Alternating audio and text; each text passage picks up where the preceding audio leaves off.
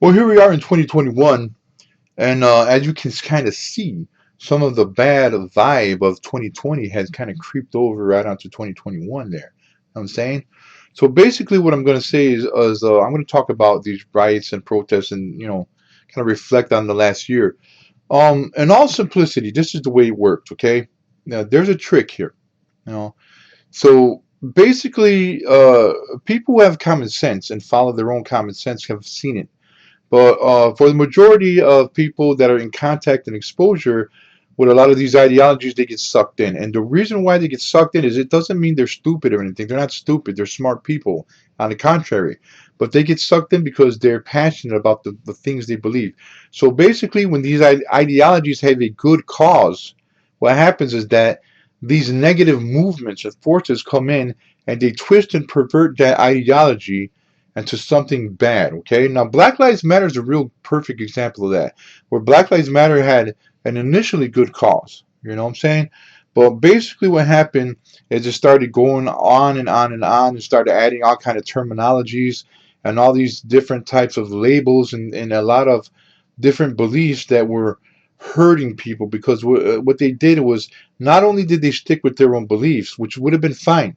Okay, they would have been totally fine if they just stuck with their own beliefs. They try to force people to think they do.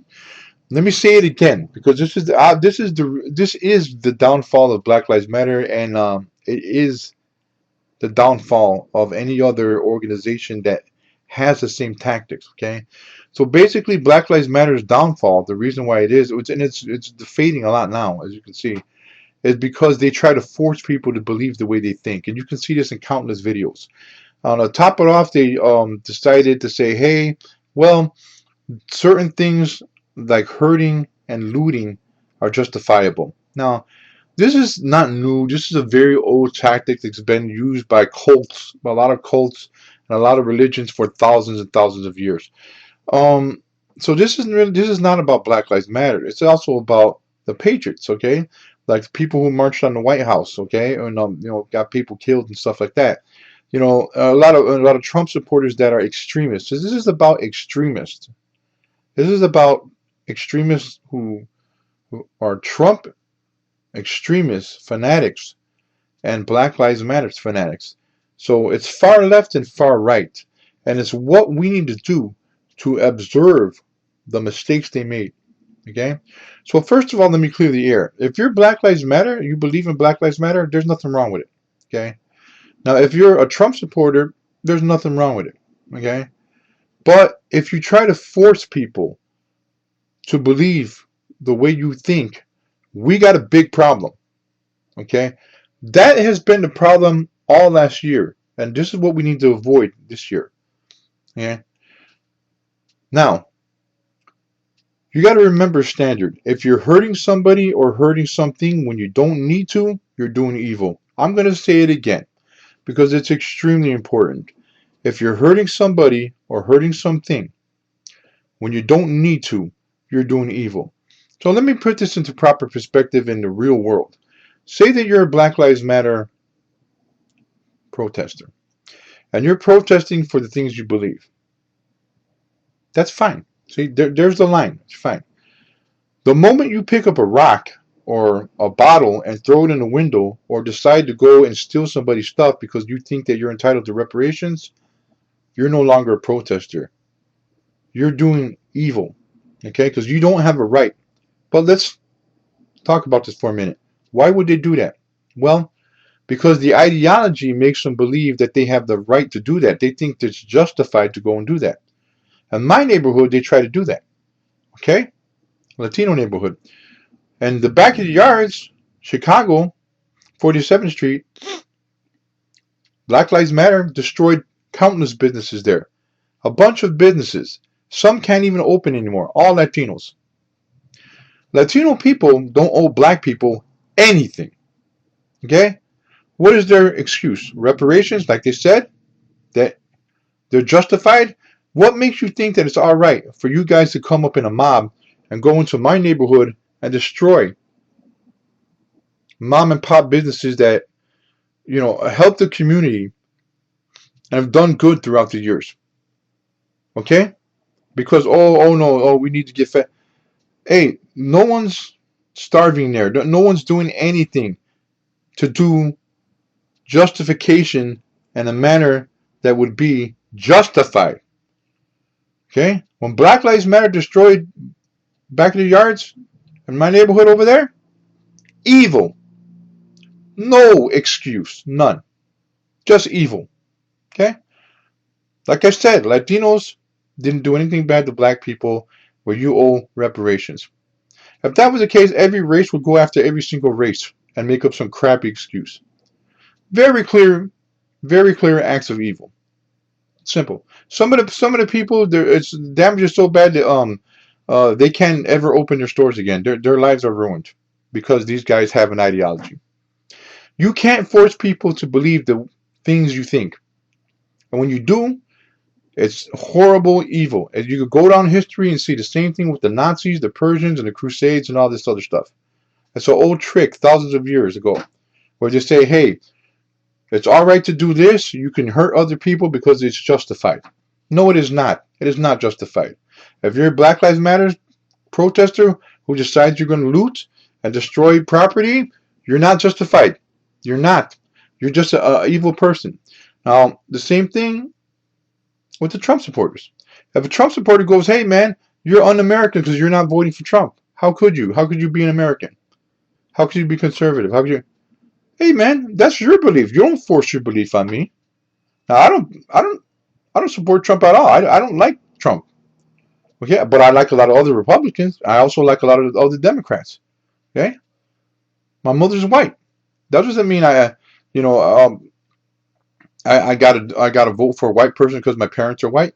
Um, you know, if your parents are black, you don't gotta do that. You're not entitled. You're not obligated to do anything that you don't want to do. And see, that's the problem because these ideologies make you think you're obligated. They get you in and they brainwash you. That's what they're really doing. So how do they do that? They do it through very old tactics. One of them is instigation. So basically, it's always the same formula. You take a cause that's good and you pervert and twist a good cause. So let me say it again because it's very important. You take a cause that's originally a good cause, like Black Lives Matters, or like some of the conservative parties, and some of the far right Republican things, and some of the far left Republican aspects and factors were originally good. But what happens is that these movements come in and they tinker with them and they make you do things you wouldn't ordinarily do. Okay, that's where the brainwashing comes in. Now, of course, you can't tell them they're brainwashed because they're brainwashed. By that time, they're too far gone. So I can tell you right now, there's millions of people who lost good friends that they had for years because of these ideologies. Far right, and far left.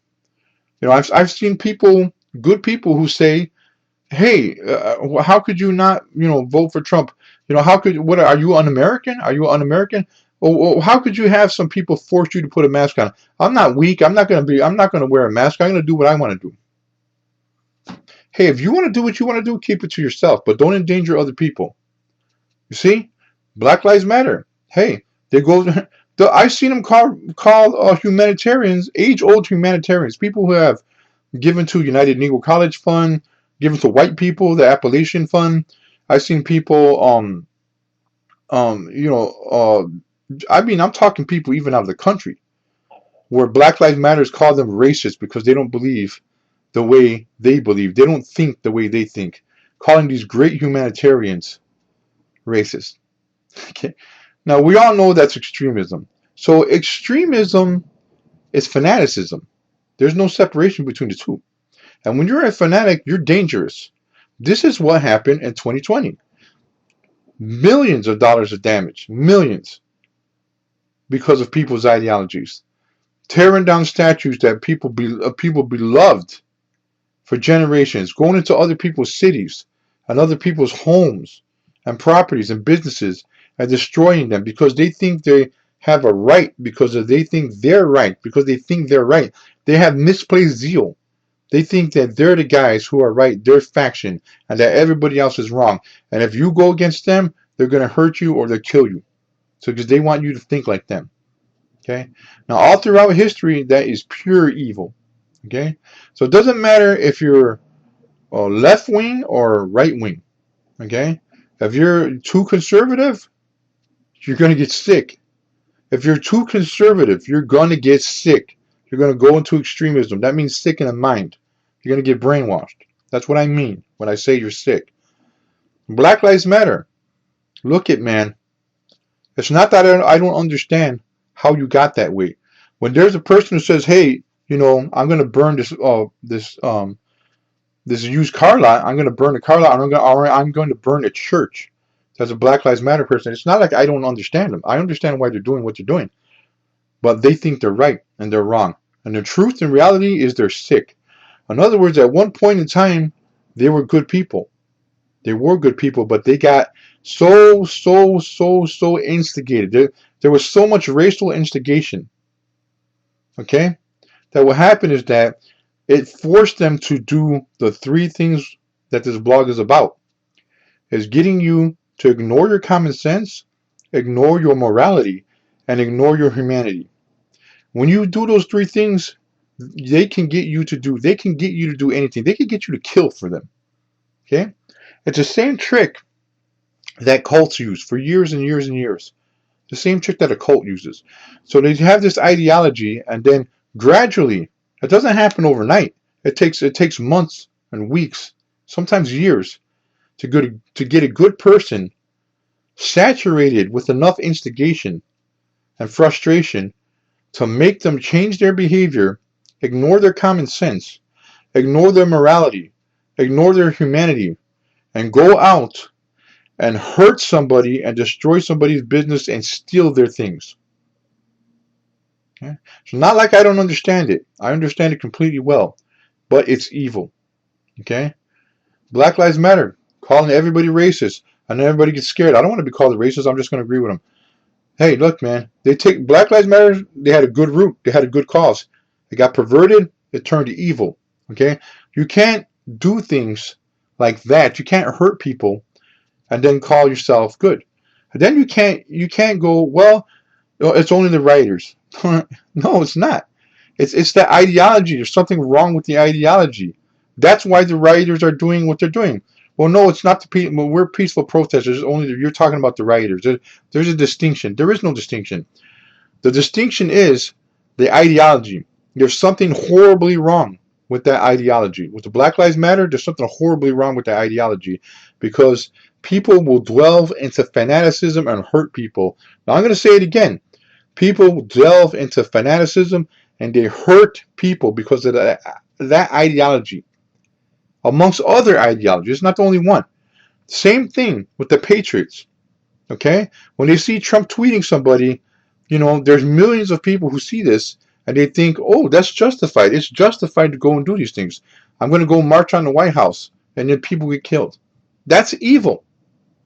There's no real big difference between the Patriots and the Black Lives Matter. Even though they say they're the opposite. They're far left and far right. But the results are the same. Hurting people. Dangerous ideologies. Fanaticism. If you want to be Black Lives Matter, whatever, then be Black Lives Matter as a person who believes in that ideology, but no harmful parts of it. The same thing with the Patriots. You could believe in this American conservatism. Fine, that's beautiful, man. It's great. American conservatism is a beautiful thing. So is American liberalism. So what's the ugly part? The ugly part is extremism. Okay? If you're an extreme leftist or an extreme righty, in other words, if you're extreme liberal or extreme conservative, you are hurting people because you can't keep your beliefs to yourself. You try to force people to think the way that you do, and if they don't, you hurt them. It's that simple. You have to be balanced. That means don't let these politicians and don't let these movements mislead you because they want the same thing. No matter if you're far right or you're far left, they want the same thing. What is it that they want? What do extremists want? What do extremist ideologies want? I'm going to tell you what they want because you know the truth. What they want is for you to ignore your common sense, ignore your morality, and ignore your humanity. Because if they can get you to do that, they can get you to do anything, and you'll become a slave of that instigating ideology.